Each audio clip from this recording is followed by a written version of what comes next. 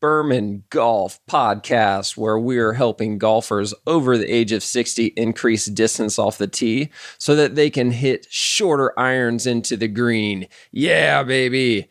You can visit us at bermangolf.com for more information and get ready. This is going to be a fun one. And we're rolling. We are back with the Long Golf Balls podcast with Berman Golf. My name is Dr. Jake Berman here. I'm with my co-host, Jan Cermak. I did it right. Yeah, go ahead. Did I speak out or? No, you're doing good. Sorry, we're having mic problems here. It's my first time using a microphone. So We're not having mic problems. We're having mic learning curves. Exactly. So this is our first podcast where we're actually recording together in the same room. Live and in the same room, not over Zoom or Skype.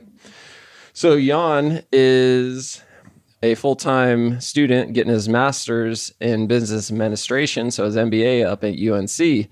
So we're in May now, and he is back in Naples for the summer doing an internship down the road at Arthrex, which is one of the most... It's a huge pharmaceutical company specializing in orthopedics. Yeah, it's not really pharmaceutical. Is it more pharmaceutical? It's an orthopedic. Joint replacement. Yeah, they do joint replacement. A lot of stuff that you get your clients not to because you help them avoid those type of surgeries. Yeah. So anyways, we're live in person, so we're having another little learning curve here, learning how to use the microphone. So hopefully the acoustics sound better on today's podcast than it did on episode number 1. And what are we doing here? We're focusing on how to help golfers over the age of 60 increase distance off the tee.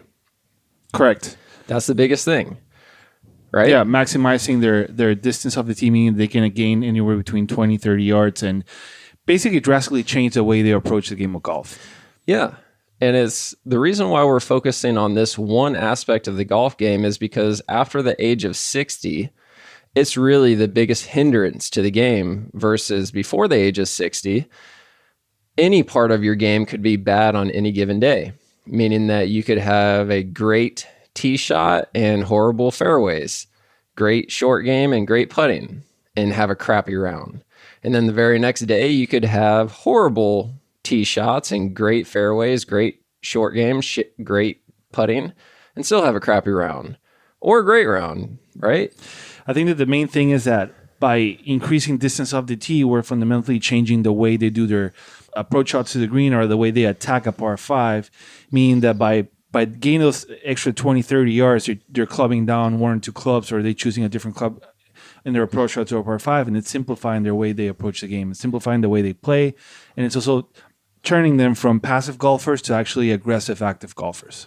Yeah, let's talk about that a little bit more because we're talking about mindset there. We know that the hardest 6 inches in golf is between the ears. Correct. And we're going to talk a little bit more about that today with the 4 pillars of golf and how the mental pillar is one of the major pillars. But before we get into that, being able to switch from playing defensively versus offensively, that in itself has the ability to completely change your game because when you're playing defensively, you're tentative, you don't commit. And when you don't commit in the golf game, you essentially tense up or you don't finish a shot and you're going to hit it thick, chunk the crap out of it, or even hit it thin, but mainly hit it thick, push it out to the right, slice it, whatever, right?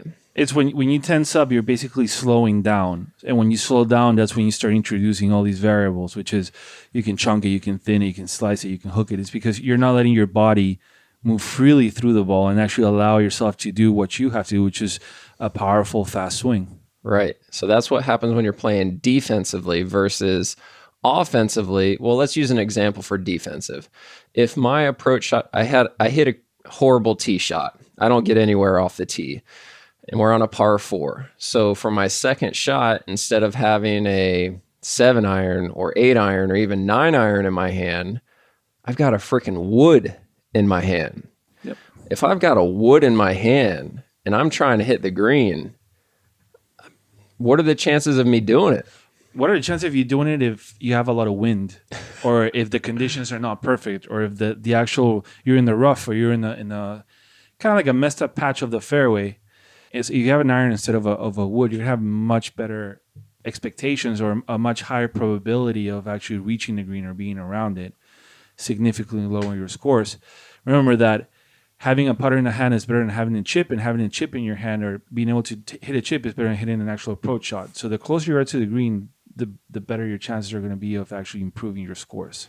Right. So going from that mentality of having a 3-wood in my hand trying to hit the green, I'm playing defensive, versus if my approach shot is a 9-iron in my hand, I'm attacking that pin. Like I'm not even worried about hitting the green, because I'm going to hit the green. I'm trying to attack the pin. And when you have that mental shift, that just makes you, or helps you, commit to the shot and gives you a significantly higher chance for success. And also, one of the things that we're going to talk about when we're talking about the 4 pillars of golf is that there's also this notion of taking pressure away from your other shots. So, for example, one of the reasons why Jordan Spieth was so successful in the 2015-16 run is because he was able to putt like nobody. He could make putts from everywhere. So that took pressure away from his driver, from his iron. If he had to make an up and down, he probably was going to make it, and he felt confident because he was putting so well. If you talk about our clients or the people we help, by incrementing the distance of the tee and helping them hit their drivers longer, we're actually taking a lot of pressure away from their chipping, from their irons, from their approach shots, and from their putting, because they know they're going to be closer and they're going to have more chances to make pars. And that overall takes pressure away and increases that ability to be aggressive and to play freely. Nice. Okay. So we've talked about it a couple of times so far. Let's go ahead and get into what are the 4 pillars of golf. And I guess I'll start with the background story where, again, just so everybody knows, I'm the biomechanics expert. I'm a doctor of physical therapy. So my expertise is biomechanics, pathophysiology. I'm a physical therapist by trade, or I guess, technically a physical therapist by trade. And Jan, on the other hand, he's a golf pro. He tried to make it on the tour. He went to the best academies in the country, trained under some of the best coaches in the world. So when we got together, Jan really helped me bring my 30,000-foot vision and make it a reality of how I knew I wanted to focus on golf performance, specifically for my aging clientele, because I specialized in helping normal people over the age of 50 with back pain, because we're in Naples, so it's generally an aging population. So I just wanted to translate that into the golf game, because I just knew there was something there. I just knew it. So fast forward, Jan comes into the company and he hears my vision. And it's so funny. I don't know if we talked about this on the first podcast. I think we did a little bit about your interview. Yeah, where I talked for 40 minutes straight without being able to stop, and then choked. And then you were like, what the hell is wrong with this kid? And I was choking and I was trying to speak, but I couldn't. So you had to hand me a glass of water. And I was like, thank you. And that was that. The rest is history. Yeah, so I've interviewed a lot of people since having my own business. And this was the one and only interview where I didn't say anything the whole time. Like I couldn't get a word in. But anyways, we move forward, and one of the ways Jan helped me translate my knowledge of biomechanics into the golf game was, he said, you got to imagine the golf game as 4 pillars, meaning there's 4 pillars that contribute to a good round of golf. And if you think about those 4 pillars as tires on a race car, it makes it even more easy to think about the analogy. If you want to get optimal performance out of a race car, ideally, you want equal air pressure in all 4 tires. Now, granted, I know that there's some racing fans out there that will disagree with that, but in general, if you've got a nice sports car and you want to get optimal performance out of it, you want to have equal and optimal air pressure in all 4 tires. So think of those tires as the 4 pillars of golf. So pillar number 1, or tire number 1, is physical, right? So we're talking more about that here in a minute. And you have technical. Hold on. Slow down there, killer. Pillar number 2, or tire number 2, is technical. Technical is basically your swing and everything that goes along with the technical aspect of golf. Yeah, so that's where you would go to your pro. Yeah, see a coach, Yeah, basically. your pro, your coach. It's talking about your swing plane, your grip. What else? Like your stance, your setup, all of those your things. posture, balance. You're talking about your alignment, the actual important aspects of what makes a golf swing proficient. Yeah, So the technical. Yeah, everything goes aspects. into a technical aspect. Yep. And then This is one of the hardest things to master. It's one of the hardest tires to inflate. So if you imagine that tire being low on air pressure, this is one of the 4 tires that is the hardest to increase the air pressure. It's also the tire that people are more hyper aware of or more hyper fixated on. It's like everything's about the technique, and they disregard the other 3 tires that are very important, especially the one we focus on, which is critical for the game. So moving on, tire number 3. Yep. So tire or pillar number 3 is? That would be strategic or strategic. Strategic. Yeah. Strategic is the easiest tire out of all 4 to inflate and improve your golf game because it's as simple as saying, I'm on the tee box right now and I got my driver in my hand and I know my drives go 220 yards, right? But there's a sand trap up there at 220 yards. So I probably shouldn't use the driver. I'm going to set my ego aside. I'm going to put the driver away and go get an iron or wood or whatever. Just something that puts me around 200, 210 at the absolute most, just to make sure that we take the trouble out of the equation. That's just strategy. It's all it is. It's a lot to do with course management, your capacity to play the course in an organized way, and also goes out into also your club setup, goes into all of the other areas of golf, that have to do with the strategic part of it. Yep. And then the last one. That would be the most difficult one, I guess, at least for me, the mental side. Yes, the mental pillar. So, yeah. So the last tire, the last pillar out of the 4 is the mental pillar. And that's the hardest, toughest 6 inches in golf. It's what happens between the ears. It's the one where you can make this 3-foot putt 100 out of 100 times on the driving range. But when you're playing against your buddy for $5, you pull the freaking putt. It's like, what the heck just happened? I mean, what you see in most of the top 100 players in the world in the professional ranking, they're all pretty much the same. But what really creates that gap between the top 10, top 20 from the rest is the mental ability. Is where you see people actually win multiple times a year or always place in the top 5, top 10. It's because they have the mental capacity to thrive under pressure in a way. Right. Okay, so in summary, all 4 pillars are the physical, the technical, the strategic, and the mental. And the mental. Yeah.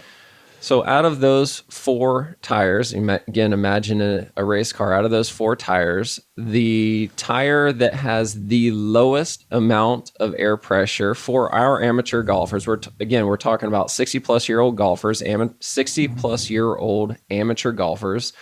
The tire that has the lowest air pressure generally is the physical one. Yep.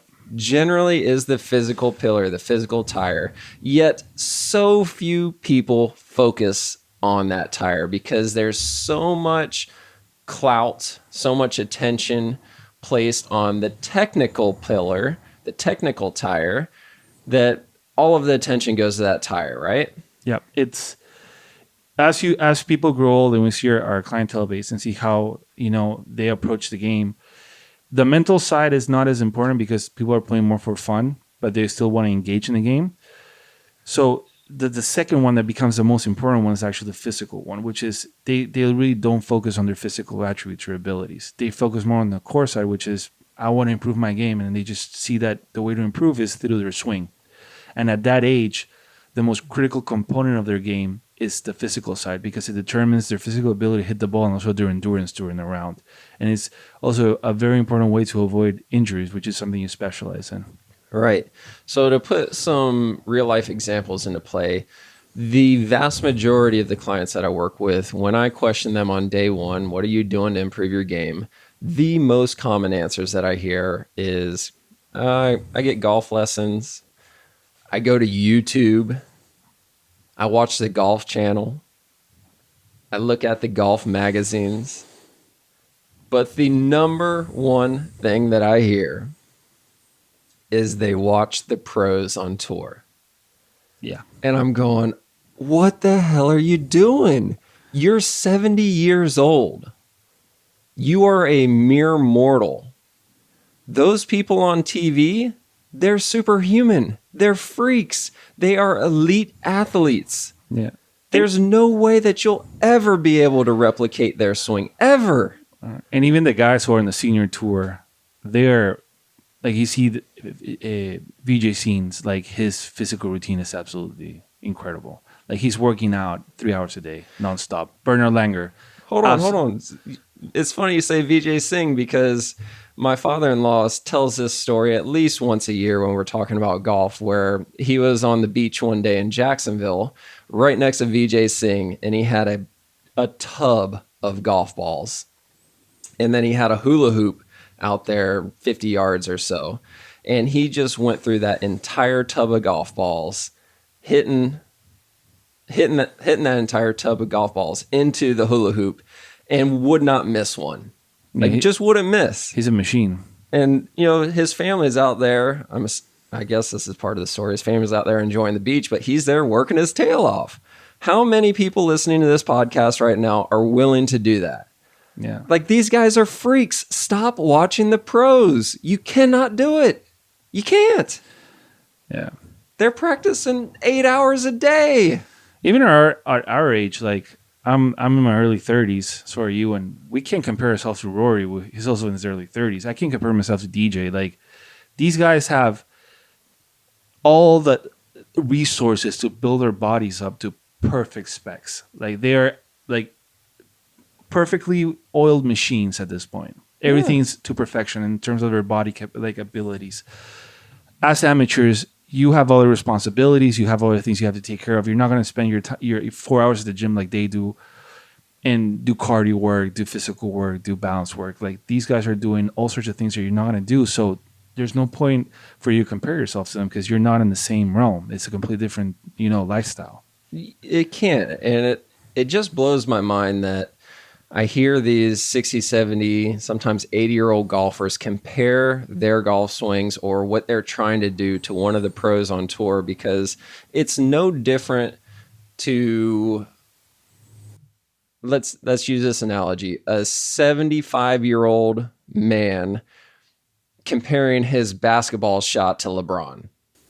Yeah. Like it's no different. And LeBron's even old now. Let's go to somebody younger. It's like, how can a 75-year-old man compare himself? How would he even be possible for him to dunk it the way LeBron does? You just can't. He can't really even reach like the net, and that's an apples to apples comparison. Exactly. But people just don't see it that way. They think that golf is such an easy game, or at least it should be an easy game, that you should be able to replicate what the pros are doing on tour with all this lag and club head speed.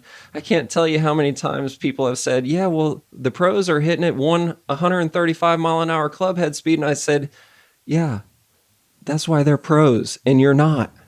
Yeah. It's very different. At this point, they're building themselves up to become basically impervious to injury, be able to perform every weekend, and do things that are completely like ridiculous at some points. Like, you see, they do things that you're like, how did they do that? And so when you have a 70-year-old or a 60-year-old that wants to do the same things, you're just like, you have to calm down a bit. You have to realize that it's a different scenario. There's a lot left in your tank, and you can actually improve a lot, and we'll get you there. We'll get you to hit, longer, straighter shots and be able to perform better. But your expectations have to be realistic, right? They have to be. They absolutely have to be. And let me get off my pedestal here or whatever I was doing, because you got me all jacked up there, and come back. The 4 pillars of golf, the 4 tires on a race car. If you want the race car to perform optimally, you want equal and optimal air pressure in all 4 tires. If we compare those tires to the golf game, the tire with the lowest amount of air pressure in the vast majority of the 60-plus-year-old golfers out there is the physical tire. And we also have to talk about, so you basically have to see it as 2 lines, right? One is your optimal line, which is the one where all your tires are inflated. Then one is the real line, where you are right now. Our goal as professionals in the game is that we're just trying to get your real curve to match as closely as possible to that optimal line. Obviously, you're not going to get there because of the age difference and everything. You're not going to compare yourself to Rory. But if we can build your pillars, especially the physical one, which is the one we specialize in, we're going to get you to play like you've never played before. We're going to get you to do things you've never been able to do before. And we're going to be able to you're going to be able to compete at a level that you've never previously been able to.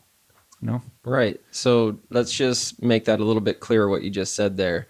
If we take this same analogy and use it as a comparison to the pros on tour, one of the things you said earlier was if you look at the top 100 players in the world, there's not a whole lot of difference between them physically. Yep. Like they've got pretty much the same exact swing physically. But the biggest difference between the top 10 and the rest of the 90 in the top 100 is the mental pillar, right? So if you look at the top 100 golfers in the world, all four of their tires are going to be filled up equally and optimally, except for the mental pillar. Yeah. Only the top 10 golfers in the world will have all four tires filled with equal and optimal air pressure. Yeah.